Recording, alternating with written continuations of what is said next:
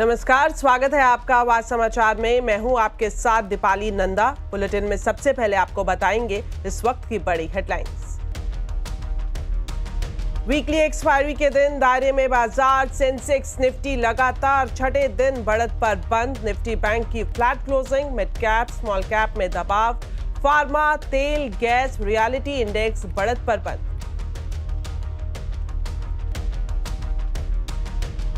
I mean, that is qualitatively we have to see, but we have to calibrate it. So if you really look at my statement, where is that in a calibrated manner. जल्द बंद हो सकती है weekly expiry. SEBI chairman का बड़ा बयान। F&O contract अवधि बदलने और कैश मार्केट वॉल्यूम बढ़ाने पर विचार। जल्द आएगा कंसल्टेशन पेपर।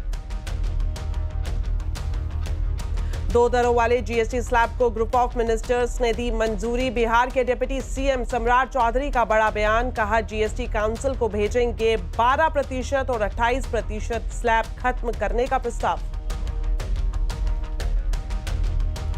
नॉन फिस्कल मोर्चे पर भी बड़े रिफॉर्म की तैयारी। केंद्र से लेकर राज्यों तक दिखेगा बदलाव। अमित शाह, राजनाथ सिंह की अगुवाई में जीओएम का गठन। सीएनबीसी आवाज एक्सक्लूसिव। संसद का मॉनसून सत्र समाप्त। लोकसभा और राज्यसभा अनिश्चितकाल के लिए स्थगित। आखिरी दिन तक जारी रहा हंगामा। लोकसभा से 12 और राज्यसभा से 14 बिल हुए पास।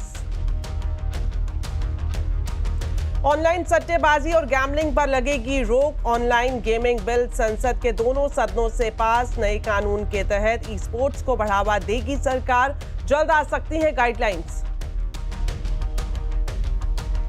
उपराष्ट्रपति पद के लिए इंडिया ब्लॉक के उम्मीदवार बी सुदर्शन रेड्डी ने भरा पर्चा। खड़गे समेत विपक्ष के 20 नेता बने प्रस्तावक। सीपी राधाकृष्णन से होगा मुकाबला। 9 सितंबर को होगा चुनाव। दिवाली और छठ पर बिहार के लिए चलेंगी 12,000 स्पेशल ट्रेनें। 4 अमृत भारत और 1 वंदे भारत ट्रेन भी होगी शुरू। 13 अक्टूबर से 1 दिसंबर तक किराए में 20% की छूट का ऐलान।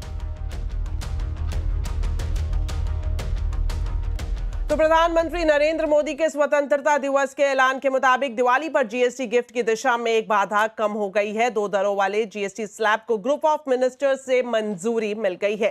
जीओएम की बैठक में अलग अलग राज्यों के प्रतिनिधियों ने अपने विचार सामने रखे। बिहार के डिप्टी सीएम सम्राट चौधरी ने कहा कि जीओएम जीएसटी काउंसिल को 12 और 28% के स्लैब को खत्म करने की सिफारिश भेजेगा। सम्राट चौधरी से एक्सक्लूसिव बातचीत की हमारे संवाददाता आलोक प्रियदर्शी ने। सहमति बनाने में बहुत ज्यादा मुश्किल आई या सबने बड़ा आसानी से समर्थन दिया? आदरणीय प्रधानमंत्री ने जनता से जुड़े चीजों की चिंता किया और जो 4 स्लैब के तौर पर जीएसटी में लागू थे, वैसे हम लोग 1 स्लैब पर पहले से एक्सरसाइज कर रहे थे। बहुत लोगों की सहमति लगभग थी। आदरणीय प्रधानमंत्री जी ने उससे बढ़कर आम लोगों को सुविधा देने के लिए, आम लोगों को बिहार में, देश में इंडस्ट्री कैसे खड़े हो, पूरे देश के लिए इंडस्ट्री खड़ा हो सके, उसके लिए जो 4 स्लैब की जगह 2 स्लैब दिया, उस पर लगभग लोगों की सहमति है। लोगों की कुछ चिंता है जो जीएसटी काउंसिल में हम लोगों ने रेफर किया है, वहां अपनी बात रखेंगे। 40% का एडिशनल स्लैब है, उसके लिए क्या व्यवस्था की गई है? उसमें कोई एडिशनल सेस लगेगा या कुछ? टैक्स बढ़ाने वाला सेक्टर है, लग्जरियस सेक्टर, उस सेक्टर पर भी चर्चा हुई। सब पर लोगों से सहमति लिया है और कुछ लोगों को है कि हमारा सेस कैसे आए, हमारा और रेवेन्यू कैसे आए, लेकिन सबकी सहमति से हम लोगों ने इसको जीएसटी को फिर से रेफर कर दिया है। अब जो आम राय बनी है जीओएम में, उसको अब जीएसटी काउंसिल में आप लोग कब भेज रहे हैं? कब उसमें कुछ राइडर भी हैं, कुछ डिसेंट नोट भी हैं? अभी जल्द करेंगे। अभी इसको पूरे चीजों को ऑर्गेनाइज करके जल्द भेज देंगे। तो जीओएम की बैठक में जिन बड़े प्रस्तावों को मंजूरी दी गई है, इसकी क्या जानकारी है, लेते हैं अब सीधा आलोक प्रियदर्शी से। तो आलोक, बताएं किन बड़े प्रस्तावों को आज मंजूरी दी गई है और आगे कब तक इसे जीएसटी काउंसिल में भेजा जा सकता है? बिल्कुल, देखिए, दिवाली के मौके पर आम लोगों को जीएसटी का बड़ा तोहफा मिलने का रास्ता साफ हो गया है, क्योंकि आज रेट रैशनलाइजेशन पर बनी ग्रुप ऑफ मिनिस्टर्स ने केंद्र सरकार के उन सभी प्रस्तावों को हरी झंडी दिखा दी जिसमें कहा गया था कि सिर्फ अब जीएसटी में 2 ही मुख्य दर होंगी, 5% और 18%। बाकी जो दो दर है 12% और 28% इन दोनों को खत्म कर दिया जाएगा। तो कुल मिलाकर सभी राज्यों ने केंद्र सरकार के प्रस्ताव का समर्थन किया है, उसका स्वागत किया है, लेकिन कुछ राज्यों को इस पर आपत्ति भी है। उस आपत्ति का जो समाधान है वो आने वाले दिनों में जीएसटी काउंसिल की बैठक में निकाला जाएगा। इसमें यह भी कहा गया है कि जो इस दो दर के अलावा एक एडिशनल दर होगी 40% की, जिसमें ज्यादातर सिन और लग्जरी गुड्स होंगे। उनके ऊपर 40% के अलावा एक एडिशनल ड्यूटी लगाई जा सकती है। तो कुल मिलाकर इन सभी प्रस्तावों को एक तरह से हरी झंडी दे दी गई है।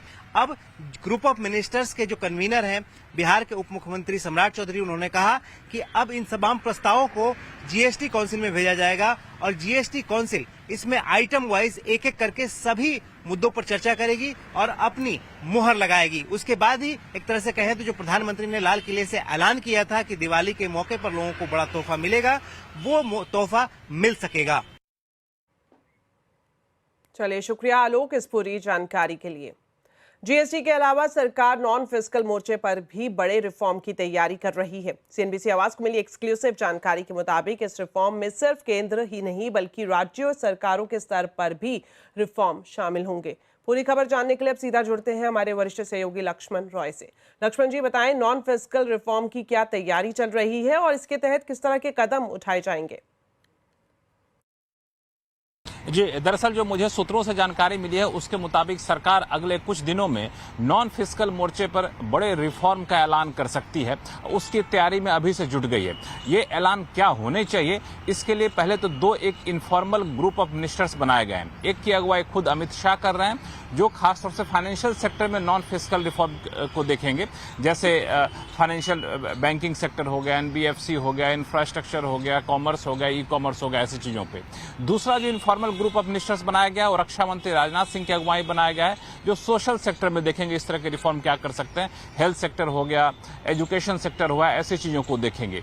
और इन सब में फोकस क्या रहने वाला है कि कारोबार करने के रास्ते कैसे आसान किए जाए, निवेश के रास्ते कैसे आसान किए जाए, लाइसेंस की शर्तें कितनी कम से कम रखी जाए, नियम कितने कम से कम रखे जाए। और आधिकारिक लेवल पर दो महत्वपूर्ण ग्रुप बनाए गए हैं। एक राजीव गौबा जो पहले कैबिनेट सेक्रेटरी थे, अब नीति आयोग के मेंबर हैं, उनकी अगुवाई में एक ग्रुप बना है जो नॉन फिस्कल रिफॉर्म के सारे रूपरेखा तय करेगी। और दूसरा जो ग्रुप बना है वह आपको कैबिनेट सेक्रेटरी जो अभी हैं टीवी सोमनाथन, इनकी अगुवाई में। इनकी एक खास मैंडेट ये है कि राज्य स्तर पर भी रिफॉर्म किए जाएं। राज्य स्तर पर क्या क्या रिफॉर्म करने की जरूरत है इसकी पहले पहचान की जाएगी और फिर राज्य सरकारों से मिल करके राज्य स्तर पर रिफॉर्म किए जाएंगे। क्योंकि राज्योों के स्तर पर इंडस्ट्री को बड़ी दिक्कत हो रही थी। ये फीडबैक मिला था जब प्रधानमंत्री पिछले दिनों इंडस्ट्री के साथ और शास्त्रियों के साथ बैठक किए थे। तो सरकार इस पूरे मौके को एक अवसर के तौर पर देख रही है और मुझे लगता है कि अगले कुछ दिन काफी हलचल रहने वाले हैं। जी, शुक्रिया लक्ष्मण जी इस पूरी जानकारी के लिए। चलिए बढ़ते हैं आगे और बात करते हैं संसद के मॉनसून सत्र की, जिसका आखिरी दिन भी हंगामे की भेंट चढ़ गया। 21 जुलाई को सत्र की शुरुआत से लेकर आज आखिरी दिन लगभग पूरा सत्र विपक्ष के हंगामे में धुल गया।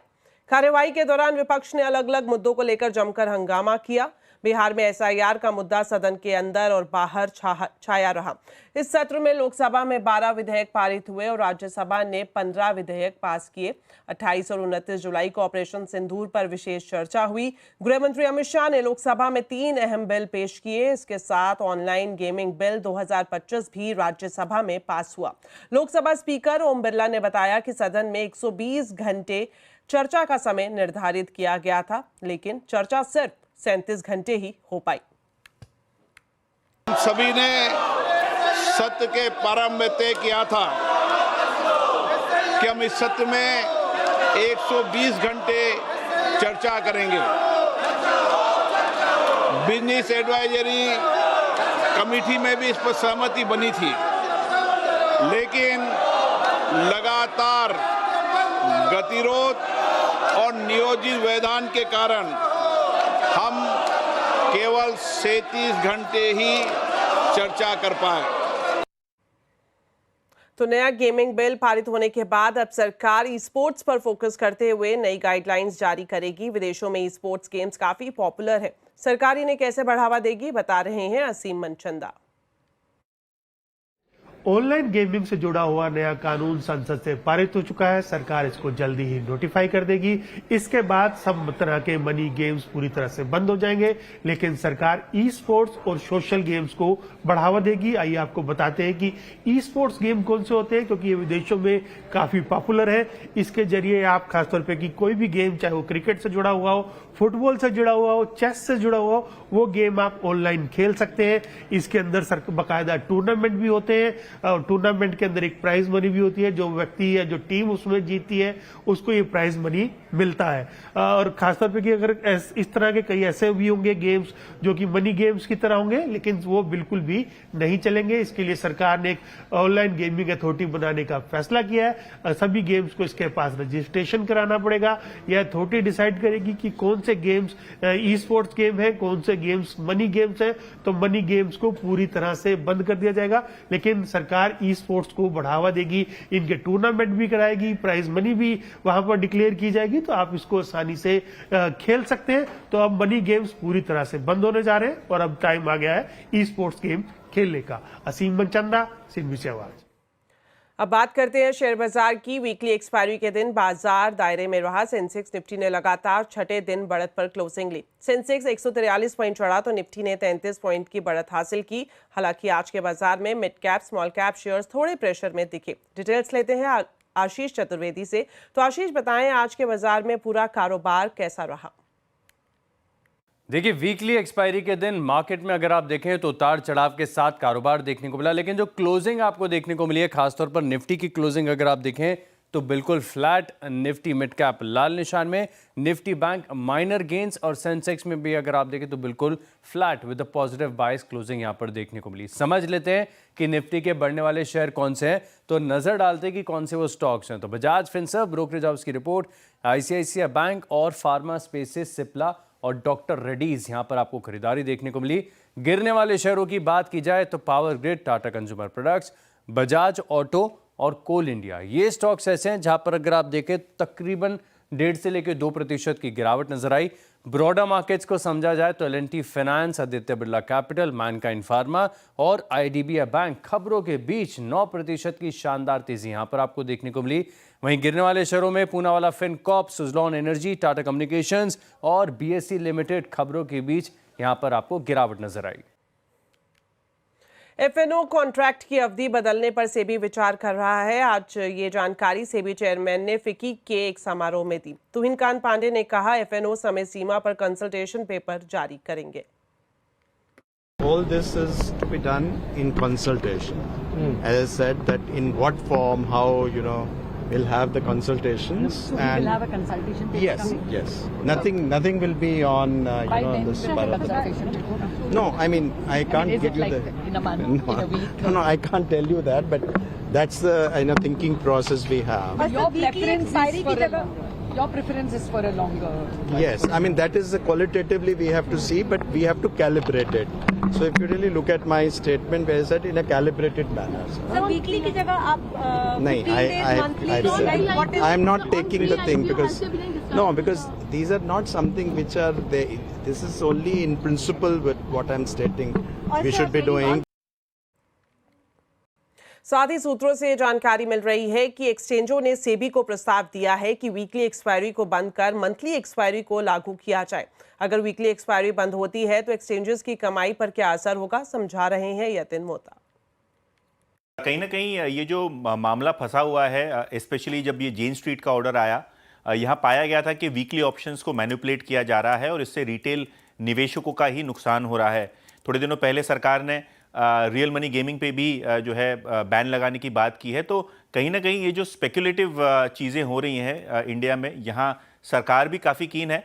और हमारे जानकारी के हिसाब से अब मामला ये आ रहा है कि जो शॉर्ट टर्म कॉन्ट्रैक्ट्स हैं, जो वीकली कॉन्ट्रैक्ट्स हैं, यहाँ शायद मैनिपुलेशन भी हो रहा है, हेजिंग का पर्पस भी सॉल्व नहीं हो रहा है और कहीं ना कहीं रिटेल जो है यहाँ नुकसान करता है। तो इसको रिकैलिब्रेट करने की ज़रूरत है। ऑब्वियसली सेबी चेयरपर्सन ने कहा है कि यहाँ वो कंसल्टेशन पेपर फ्लोट करेंगे, लेकिन हमारी जानकारी के हिसाब से एक्सचेंजेस ने ऑलरेडी सेबी को कम्युनिकेट किया है कि मंथली एक्सपायरी की तरफ ज़्यादा ध्यान दिया जाए और लॉन्ग टर्म कॉन्ट्रैक्ट की तरफ ज़्यादा ध्यान दिया जाए। किस तरीके से होगा ये ऑब्वियसली अनफोल्ड होगा कंसल्टेशन पेपर के साथ। BSE NSE ने CNBC आवाज़ की क्वेरीज पे कोई टिप्पणी नहीं की है, लेकिन हाँ क्लियरली आज आपको एक्सचेंज स्टॉक्स, ब्रोकरेज स्टॉक्स काफ़ी नर्वस दिख रहे हैं। क्यों? क्योंकि टॉप ब्रोकरेजेस का शायद 10 से 15% रेवेन्यू इससे इंपैक्ट हो, क्योंकि ऑब्वियसली अगर वीकली ऑप्शंस या वीकली कॉन्ट्रैक्ट्स बंद हो जाए तो वॉल्यूम पे असर होगा। खास करके BSE की बात करें तो इनका वीकली ऑप्शन से काफ़ी ज़्यादा वॉल्यूम आता है और इनको भी 20 से 30% की वॉल्यूम पे असर होती हुई नजर पड़ सकती है। साथ ही आपको बता दें, जो कंपनियां IPO लाने की तैयारी कर रही हैं उनकी ग्रे मार्केट प्रीमियम को भी सेबी अब रेगुलेट करने की तैयारी कर रहा है। सेबी चेयरमैन ने आज कहा कि प्री IPO ट्रेडिंग मैकेनिज्म पर विचार जारी है। With a booming IPO market, investors are eagerly anticipating what is next.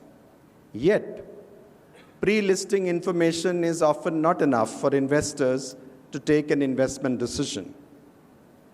Can we think of an initiative on a pilot basis for a regulated venue where pre-IPO companies can choose to trade subject to certain disclosures?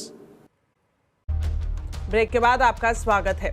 Bharat के विदेश मंत्री S Jaishankar रूस के दौरे पर हैं। जयशंकर ने Moscow में बताया कि आने वाले वक्त में भारत और रूस की दोस्ती का रंग और भी चटकदार होने वाला है। जयशंकर ने रूस के साथ व्यापार बढ़ाने पर जोर दिया। उन्होंने रूसी कंपनियों को उनके भारतीय समकक्षों के साथ अधिक गहनता से जुड़ने के लिए प्रोत्साहित किया। हालांकि जयशंकर भारत और रूस के कारोबार में बढ़ते ट्रेड डेफिसिट पर चिंतित होते हुए थोड़ी चर्चा करने की भी उन्होंने बात की। उन्होंने कहा कि आतंकवाद के खिलाफ लड़ाई में रूस भारत के साथ है। I conveyed India's strong resolve to adopt a zero-tolerance policy against terrorism and our sovereign right to defend our citizens against cross-border terrorism. I also invited the minister to pay a visit to India to continue our dialogue. तो Trump factor के बाद भारत, चीन और रूस की दोस्ती की बात फिर से जोर पकड़ने लगी है। मॉस्को के दौरे पर गए जयशंकर ने रूस को भारत में निवेश बढ़ाने का न्योता दिया, तो वहीं रूस ने RIC यानी रूस, इंडिया और चीन के त्रिगुट की बैठकें फिर से शुरू करने की बात कही। तो आज आवाज अड्डा में हम इसी पर ही खास चर्चा करेंगे। जरूर देखिए त्रिशक्ति शाम 7:57 पर। विपक्षी गठबंधन इंडिया के उपराष्ट्रपति पद के उम्मीदवार रिटायर्ड जज बी सुदर्शन रेड्डी ने आज अपना नामांकन भर दिया। रेड्डी ने 4 सेट में अपना नॉमिनेशन फाइल किया। खड़गे समेत 20 नेता प्रस्तावक रहे। इस दौरान लोकसभा में नेता प्रतिपक्ष राहुल गांधी, सोनिया गांधी, NCP, SP प्रमुख शरद पवार सहित कई बड़े नेता मौजूद रहे। रेड्डी ने नामांकन दाखिल करने से पहले संसद परिसर में प्रेरणा स्थल पर महात्मा गांधी को पुष्पांजलि अर्पित की। उपराष्ट्रपति पद के लिए चुनाव 9 सितंबर को होगा। रेड्डी का मुकाबला NDA के उम्मीदवार CP राधाकृष्णन से है। दोनों ही दक्षिण भारत से आते हैं और आपको बता दें राधाकृष्णन ने कल ही पर्चा भरा था और प्रधानमंत्री मोदी उनके प्रस्तावक रहे। खबर गुजरात से, जहां भारी बारिश और बाढ़ ने जनजीवन अस्त व्यस्त कर दिया है। खासकर जूनागढ़, पोरबंदर और अमरेली जिलों में हालात बेहद खराब है। यहाँ सड़कों, गलियों और घरों तक पानी भर गया है। जूनागढ़ के मिंदरदा में सिर्फ 12 घंटों में 331 मिलीमीटर बारिश हुई, जिससे कई गांव जलमग्न हो गए। वहीं पोरबंदर जिले की बात करें तो यहाँ एक स्कूल में फंसे 46 बच्चों और 4 शिक्षकों को NDRF ने सुरक्षित बाहर निकाला। प्रशासन राहत और बचाव कार्य में जुटा है। वहीं मौसम विभाग ने भारी बारिश की चेतावनी जारी की है। तो चलिए इसी के साथ फिलहाल इस बुलेटिन में इतना ही। आप खबरों पर अपडेट रहें, CNBC आवाज से जुड़े रहें हमारे सोशल मीडिया हैंडल्स के जरिए। नमस्कार।